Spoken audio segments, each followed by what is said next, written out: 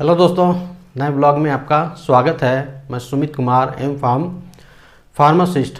आज के टॉपिक में डिस्कस करने वाले हैं फार्मेसी कोर्स इन 2023 में करना बेहतर रहेगा या फिर नहीं रहेगा। चाहे डी फार्मेसी करना हो चाहे बी फार्मेसी करना हो आपको इंटरमीडिएट के बाद, तो 2023 में करें या नहीं करें, उसका भी फ्यूचर स्कोप क्या है। करंट में फार्मेसी कोर्स करने के बाद क्या क्या आपको जॉब अपॉर्चुनिटी मिलेगी, क्या क्या दिक्कतें हो सकती हैं, क्या क्या माहौल है अभी। यदि इस कोर्स को करने के बाद यदि गवर्नमेंट जॉब करना चाहते हो तो उसका क्या स्टेटस है, करंट में कितने पैसे लगते हैं आमतौर पर, डिप्लोमा कोर्स करेंगे या फिर बी फार्मेसी कोर्स करेंगे तो कितना खर्चा आ जाएगा और कितना समय लगता है डी फार्म करने को, बी फार्म कोर्स को करने के लिए। ये सारी जानकारी मैं आप लोग के साथ शेयर करने वाला हूँ, जो आपके फ्यूचर के लिए काफ़ी बेनिफिट होने वाला है। आप डिसाइड कर सकते हो करंट टाइम में आपको फार्मेसी कोर्स करना चाहिए या नहीं करना चाहिए। बहुत लोग तो बहुत अच्छी अच्छी चीज़ें भी बताते हैं फार्मेसी के बारे में, तो दोनों चीज़ें हैं फार्मेसी कोर्स में। इंडिया में बात करेंगे तो अच्छी चीज़ें भी हैं फार्मेसी कोर्स करने के बाद और कुछ बुरी चीज़ें भी हैं फार्मेसी कोर्स करने के बाद, तो दोनों चीज़ों के बारे में डिस्कस करेंगे पॉइंट टू पॉइंट। तो आइए सबसे पहले बात करें 12th यदि आप पास कर रहे हैं तो और फार्मेसी कोर्स करना चाहते हैं तो दो ऑप्शन है आपके पास। पहला है डी फार्मेसी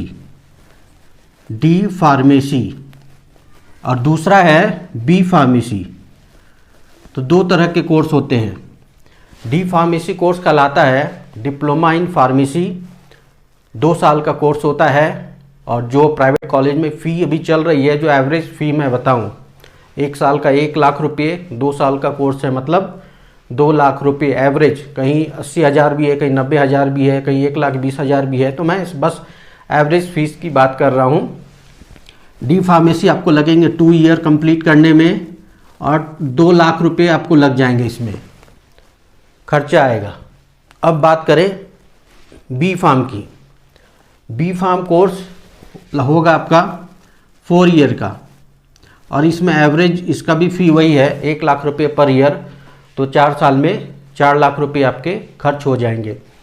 क्वालिफ़िकेशन की बात करें, यदि डी फार्म और बी फार्म आप करना चाहते हैं तो साइंस होना मस्ट है। बायोलॉजी से हो या फिर मैथमेटिक्स से हो, कोई फ़र्क नहीं पड़ता है, लेकिन साइंस स्टूडेंट ही फार्मेसी कोर्स कर सकते हैं। आर्ट्स और कॉमर्स वाले फार्मेसी कोर्स नहीं कर सकते हैं। तो ये मैंने बता दिया फ़ी के बारे में, ड्यूरेशन के बारे में, फार्मेसी कोर्स के बारे में। झारखंड की बात करें, मैं झारखंड राज्य से आता हूँ तो झारखंड के संदर्भ में ज़्यादा बात करता हूँ। जो लोग करना चाहते हैं फ्यूचर उसका क्या होगा, यदि डी फार्म करेंगे या फिर बी फार्म करेंगे आप फार्मेसी कोर्स झारखंड राज्य में। तो अभी क्या स्टेटस है यदि डी फार्म और बी फार्म करते हैं। सबसे पहले बात कर लें गवर्नमेंट जॉब के बारे में। बहुत लोग, सबसे पहला प्रायोरिटी रहता है सबका कि सरकारी नौकरी मिल जाए। तो अभी स्टेटस ये है कि जो लास्ट वैकेंसी निकला था झारखंड में 2015 में, फार्मासिस्ट का पोस्ट अनाउंस हुआ था, फॉर्म भरे गए थे, आज तक एग्ज़ाम नहीं हुआ है। 2015 से आप अभी तक देख लो, 2022 ख़त्म होने वाला है, 7 साल हो गए हैं, उसका कोई उसके बाद कुछ हुआ ही नहीं है। तो जॉब ऐसी कैसी पड़ी हुई है। तो जॉब अपॉर्चुनिटी आप देखोगे सरकारी नौकरी की तो बहुत ही कम है, ना के बराबर 1% मैं बोल लूँ तो। और फार्मेसी कोर्स के बाद फार्मासिस्ट की नौकरी आमतौर पे निकलती है। हाँ, डीआई की वैकेंसी आई थी कुछ पोस्ट के लिए, 30 से 40 पोस्ट के लिए, तो वो एग्ज़ाम हुआ था। उसके बाद कोई एग्ज़ाम नहीं हुआ, लेकिन डीआई के लिए बी फार्म होना कंपलसरी था, तभी वो डीआई बन सकते हैं, ड्रग इंस्पेक्टर। और दूसरा जॉब की बात करें, जो सेंट्रल गवर्नमेंट में जॉब निकलते हैं, कुछ हैं सेंट्रल एजेंसीज झारखंड में। तो जनरली आप देखेंगे जो गवर्नमेंट पोस्ट निकलते हैं, चाहे डिस्ट्रिक्ट अस्पताल हो, तो डिप्लोमा इन फार्मेसी का काम क्या है, दवाई बांटना, काउंटर पे बैठना, डॉक्टर के प्रिस्क्रिप्शन को लेना और दवाई बांटना। कितना बड़ा अस्पताल क्यों नहीं हो, चाहे रिम्स क्यों नहीं हो, रांची का रिम्स ले लो, उसमें भी ज़्यादा से ज़्यादा फार्मासिस्ट होंगे तो कितने होंगे, 20 फार्मासिस्ट होंगे, 20 फार्मासिस्ट काफ़ी है दवाई बांटने के लिए। क्योंकि दवाई तो बांटना है सुबह 9 बजे से लेके शाम 8 बजे तक, जब तक डॉक्टर बैठते हैं तभी तक बांटना है। तो उतना तो काफ़ी है। और अस्पताल देखिए कितना बड़ा है, कितने नर्स की रिक्वायरमेंट होगी, कितने डॉक्टर की रिक्वायरमेंट होगी। दूसरे डिपार्टमेंट में ज़्यादा रिक्वायरमेंट होती है, फार्मासिस्ट के लिए सबसे कम रिक्वायरमेंट होती है सरकारी नौकरी में। छोटा अस्पताल हो तो और भी कम फार्मासिस्ट की ज़रूरत है, 2-4 फार्मासिस्ट से ही काम चल जाता है। बहुत बड़ा अस्पताल हो फिर भी 15-20 फार्मासिस्ट काफ़ी हैं दवाई बांटने के लिए। यही उसका मेन जॉब है, प्रिस्क्रिप्शन देखना, दवाई बांटना। और यही मेन जो सरकारी नौकरी मिलेगी आपको देश भर में, यही उसका मेन है। जो मैक्सिमम मैं बता रहा हूँ 95%, 5% में दूसरे जॉब हो सकते हैं फार्मासिस्ट के, चाहे बी फार्म करके चाहो जॉब करोगे या फिर डी फार्म करके जाओगे। जैसे बी फार्म करके डीआई की वैकेंसी निकलती है काफ़ी लंबे समय बाद, 20 साल 25 साल के बाद निकलती है। और भी है एनालिस्ट के पोस्ट निकलता है, वो भी काफ़ी टाइम के बाद निकलता है, कुछ ही गिनी चुनी वैकेंसी होती है बस।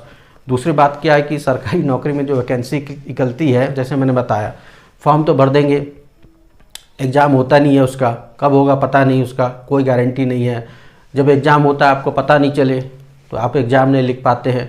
बहुत सारी चीज़ होती है, टाइम पे कोई चीज़ नहीं होती है। एग्ज़ाम होती है तो रिजल्ट नहीं निकलता है, पता चले उसमें कोई क्वेश्चन कुछ सही नहीं आए, आउट ऑफ सिलेबस आए, कोई कोर्ट चला गया, केस हो गया, एग्ज़ाम फिर पोस्टपोन हो गया, फिर से नया नोटिफिकेशन आएगा, फिर से एग्ज़ाम कंडक्ट होगा। यही सारी चीज़ें चल रही हैं आजकल तो, खासकर झारखंड राज्य में ना, बाकी देश में भी यही चल रहा है कि वैकेंसीज तो निकलती हैं, जो भी 2-4 पोस्ट निकले, लेकिन टाइम पे उसकी एग्ज़ाम नहीं होता, टाइम पे रिजल्ट नहीं निकलता, टाइम पे उसकी ज्वाइनिंग नहीं होती। ये चीज़ सब जगह हो रहा है। खाली होता है कि नौकरी है, लेकिन ज्वाइन कितने लोग कर रहे हैं हर साल सरकारी नौकरी में फार्मासिस्ट, ये सोचने वाली बात है। आप खुद देखोगे, पता लगाओगे तो आपको आइडिया लग जाएगा, ना के बराबर है, बहुत कम ही है। अब दूसरी बात करें, फार्मेसी करने के बाद यदि आप करना चाहते हैं प्राइवेट जॉब तो क्या कर सकते हैं झारखंड राज्य में। तो दूसरा ऑप्शन आता है कि आप डी फार्म हो या फिर बी फार्म हो, तो आप कर सकते हैं फार्मा मार्केटिंग। मार्केटिंग होती है जो दवाई बेचते हैं, डॉक्टर के पास जाते हैं, डॉक्टर को बताते हैं, अलग अलग कंपनियों के होते हैं, सन फार्मा के होते हैं, एबॉट के होते हैं, मैनकाइंड फार्मा के होते हैं, अलग अलग कंपनियां दवाई बनाती है। डॉक्टर के पास जाते हैं, अप्रोच करते हैं, मेरी दवाई लिखिए, बेचिए। तो कुल मिला के आपको मार्केटिंग करनी है, दवाई बेचनी है। डॉक्टर आपकी दवाई को लिखेंगे तो वो बिकेगा, तो उसमें भी कोई गारंटी नहीं है। तो उसमें वो टारगेट दिया जाता है कि मंथली आपको 2 लाख 4 लाख 5 लाख, जैसा है एरिया, रांची एरिया तो इतना टारगेट है आपको अचीव करना है। टारगेट अचीव नहीं करेंगे तो फिर बहुत मुश्किल है सर्वाइव करना, आप जॉब कर नहीं पाएंगे, 2-4 महीने में ही छोड़ना पड़ेगा। पैसा थोड़ा बहुत ठीक ठाक हो जाता है, लेकिन हाई रिस्क जॉब है, बहुत वॉलेटाइल जॉब है, बहुत टेंशन वाला जॉब है। स्टार्टिंग में तो आप कर भी लोगे 2-4 साल 5 साल, और जब एक बार शादी हो जाएगी उसके बाद तो और ज़्यादा दिक्कतें बढ़ेंगी, क्योंकि फैमिली को आप टाइम दे नहीं पाओगे, सारा टाइम आपका मार्केटिंग में चले जाएगा इधर उधर।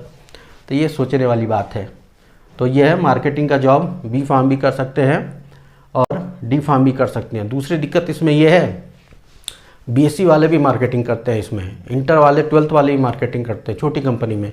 बड़ी कंपनी में बीएससी वाले भी आपके कॉम्पिटिटर हैं, कोई ज़रूरी नहीं है डी फार्म का रखा हो बी फार्म का रखा हो, डजन मैटर, ऐसी कोई गाइडलाइन नहीं है, ऐसा कुछ भी नहीं है। तो बीएससी वाले सबसे बड़े कॉम्पिटिटर होते हैं डी फार्म वालों के और बी फार्म वालों के, खासकर प्राइवेट जॉब में, ये मान के चलिए आप। उसके बाद बात करें जो लोग फार्मा कंपनी में जॉब करना चाहते हैं, बहुत लोग बोलते हैं बहुत अच्छा फ्यूचर है, बहुत अच्छी सैलरी मिलती है, बहुत बढ़िया पैकेज है। लेकिन मैं बता दूं, मिलती है लेकिन कुछ लोगों को, कि एक क्लास में चाहे बी फार्मा हो चाहे डी फार्मा हो, टोटल स्ट्रेंथ होता है 60 का, 60 स्टूडेंट का स्ट्रेंथ होता है। परसेंटेज यदि का लें तो 60 में से हार्डली 2 या 4 लोग, 2 या 4 स्टूडेंट को ही स्टार्टिंग में पास आउट करने के बाद अच्छा ऑफ़र मिलता है, अच्छी कंपनी में जॉब ऑफ़र मिलता है, थोड़ी अच्छी ठीक ठाक सैलरी मिल जाती है, अच्छा फ्यूचर ग्रोथ होता है। रिमेनिंग आप देखेंगे इसमें से तो 55 स्टूडेंट को, जो 55 स्टूडेंट है 60 में, उसको काफ़ी स्ट्रगल करना पड़ता है। आपको छोटी कंपनी से स्टार्ट करनी पड़ेगी। कॉलेज में आमतौर पे कैंपस बोलते हैं, ना के बराबर कैंपस होता है, जो फार्मा इंडस्ट्री आपको जॉब कराएंगे आपको खुद ही ढूंढना पड़ेगा।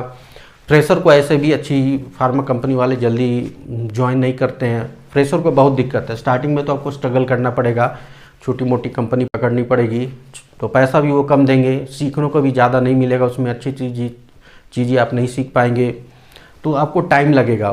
फिर आप थोड़ी अच्छी कंपनी में जाएंगे 1 साल 2 साल बाद, तो आपको बहुत अच्छी कंपनी में जाने में 6 साल 7 साल 8 साल तक भी लग सकते हैं। खासकर अच्छी कंपनी का मतलब US FDA अप्रूव प्लांट जो रहता है, FDA रेगुलेशन रहता है, तो उस तरह के प्लांट में MHRA प्लांट, तो उसमें जो सिस्टमिक काम होता है तो उसमें पैसे भी अच्छे मिलते हैं, सैलरी भी अच्छी मिलती है, फ्यूचर ग्रोथ भी अच्छा होता है। लेकिन वो डिपेंड करता है, वो 5 साल 6 साल 7 साल तक लोगों को लग जाते हैं उस तरह की कंपनी में इंटर करने के लिए।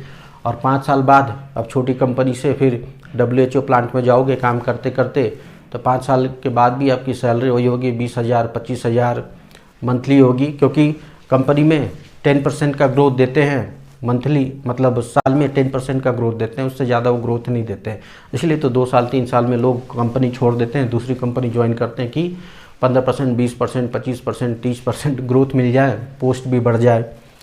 तो जॉब तो एक तो फिक्स नहीं है, दूसरा क्या है, वर्क एटमॉस्फेयर अलग अलग होता है। एक कंपनी में काम कर रहे हो, दूसरे में जाओगे उसका वर्क कल्चर अलग होता है, SOP अलग होती है, काम करने का तरीका अलग होता है, वो आपको सीखना पड़ेगा ढंग से और करना भी पड़ेगा टाइम टू टाइम आपको वो चीज़ें। तो ये सारा कंडीशन है फार्मासिस्ट का, मतलब कुछ ही परसेंटेज का फ्यूचर बहुत अच्छा है, बाकी मान लो 90% लोगों का 95% लोगों का कोई ज़्यादा अच्छा फ्यूचर नहीं है फार्मेसी कोर्स करने के बाद। इससे बेहतर ये होगा यदि आप 2 लाख रुपये इसमें लगा रहे हो डी फार्मा में, या 4 लाख रुपये 4 साल बर्बाद कर रहे हो बी फार्मा में, इससे अच्छा आप 12th के बाद कोई अपना बिजनेस स्टार्ट कर लो, तो वो बिजनेस आपका जम जाएगा। 4 लाख लगा के बी फार्म कर रहे हो तो आपका बिजनेस जम जाएगा, तो फ्यूचर में आप उस बिजनेस को कंटिन्यू करते रहोगे तो ग्रोथ होते रहेगा। क्योंकि कुल मिला के ये है, एजुकेशन क्वालिफिकेशन की कोई वैल्यू नहीं है, कोई नहीं पूछता है इंडिया में। ये जॉब करने के बाद आप कितना पैसा कमा रहे हो उसकी अहमियत ज़्यादा है, आपने कितनी पढ़ाई की है उसकी अहमियत कम है। 10th वाला यदि 50,000 रुपये महीने कमा रहा है उसकी वैल्यू ज़्यादा है, आपने M.Pharm PhD कर रखा है और आप 20,000 रुपये महीने कमा रहे हो, आपकी वैल्यू कम है। दूसरी बात और एक बात है कि फार्मा कंपनी में BSc वाले आपके कॉम्पिटिटर हैं, वो भी आ जाते हैं क्वालिटी एश्योरेंस में, क्वालिटी कंट्रोल में BSc MSc वाले ही भरे हुए हैं, पैकिंग डिपार्टमेंट में वही भरे हुए हैं, थोड़ा बहुत प्रोडक्शन में बी फार्म वाले को लेते हैं, देखने को मिला F&D R&D में बी फार्म वाले को लेते हैं, M फार्म वाले को लेते हैं। नहीं तो कोई ऐसा रिजर्वेशन नहीं है, सेंट्रल गवर्नमेंट की तरफ से ऐसा कुछ नहीं बनाया गया है कि बी फार्म वाले को ही फार्मा मैन्युफैक्चरिंग कंपनी में लेना है, तो डाइल्यूट कर देता है BSc वाला आके। आप यहाँ 4 साल ख़राब करके 4 लाख खर्च करके आप जाओगे, वही पैसा BSc वालों को भी 3 साल में कम पैसे में BSc करेंगे, वही पैसा वही सैलरी मिलेगी, वही ग्रोथ वही पोस्ट मिलेगा। तो इस तरह का माहौल है अभी इंडिया में बना हुआ। तो आप खुद ही डिसाइड कर सकते हैं कि आपको फार्मेसी कोर्स करना चाहिए या नहीं करना चाहिए, या इसके अलावा और भी कोई दूसरा ऑप्शन हो अवेलेबल हो कोर्स करने के लिए जिसमें फ्यूचर ग्रोथ अच्छा हो, तो आप वो डिसाइड कर सकते हैं, ये आपके ऊपर है। ये सारी चीज़ें मैं अपने पर्सनल एक्सपीरियंस के बेसिस पे बता रहा हूँ। मैंने M.Pharm कर रखा है, मेरा 14 साल वर्किंग एक्सपीरियंस है, 3 साल टीचिंग में एक्सपीरियंस था और 11 साल फार्मा कंपनी में एक्सपीरियंस है। अभी भी जॉब करता हूँ फार्मास्यूटिकल कंपनी में। उसके बेसिस पे ये सारी चीज़ें मैं आप लोग के साथ शेयर कर रहा हूँ, कोई हवाई बातें नहीं कर रहा हूँ मैं। तो टीचिंग का भी एक्सपीरियंस है, फार्मास्यूटिकल कंपनी का भी एक्सपीरियंस है, क्या स्टेटस है, फार्मेसी कोर्स करने के बाद क्या क्या दिक्कतें आती हैं, वो सारी चीज़ें मैंने आप लोगों के साथ डिस्कस कर दिया है इस वीडियो में, जो आपके लिए काफ़ी हेल्पफुल होगा डिसाइड करने में कि फार्मेसी कोर्स करे या ना करे फ्यूचर में। आई होप आपको ये वीडियो पसंद आया होगा। इसी तरह के जानकारी वाले वीडियो मैं आप लोग के साथ शेयर करते रहूँगा इस चैनल पर। इस चैनल पे बने रहना चाहते हैं तो इस चैनल को आप सब्सक्राइब भी कर सकते हैं।